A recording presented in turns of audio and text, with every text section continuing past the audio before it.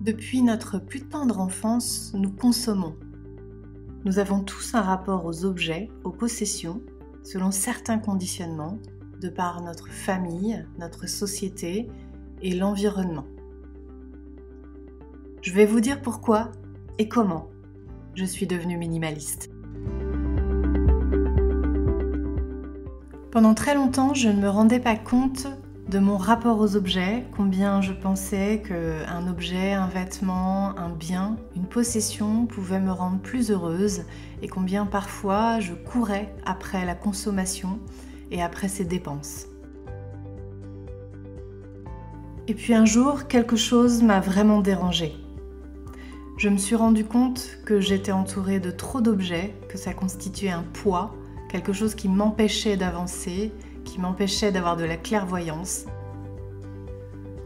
Je me suis rendu compte que j'avais beaucoup de biens qui appartenaient à ma vie passée et que je ne voulais pas laisser partir, parce que je refusais de laisser partir ce pan de ma vie et pourtant j'en avais besoin.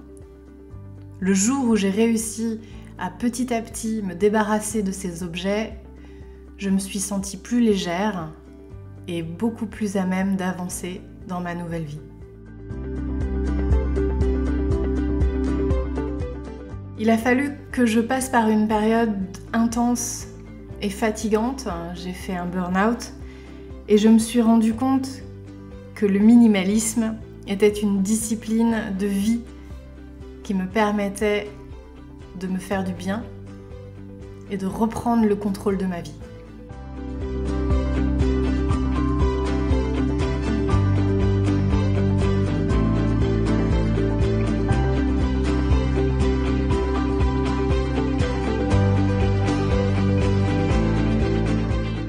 Entamer un voyage vers le minimalisme a été pour moi une réelle thérapie, ça l'est encore. Je découvre chaque jour des nouvelles choses à propos de mon rapport aux objets.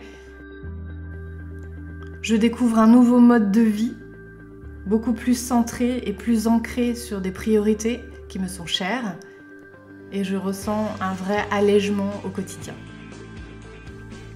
Devenir minimaliste ne veut pas dire ne plus consommer ou se priver de tout. Devenir minimaliste signifie consommer mieux, consommer moins et en conscience.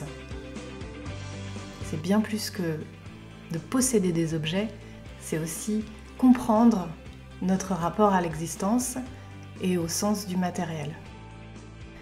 Ça passe par le matériel pour aboutir à autre chose, cela touche des domaines de votre vie auxquels vous n'aviez pas forcément pensé, mais nos biens matériels parfois nous encombrent et nous empêchent de voir cela.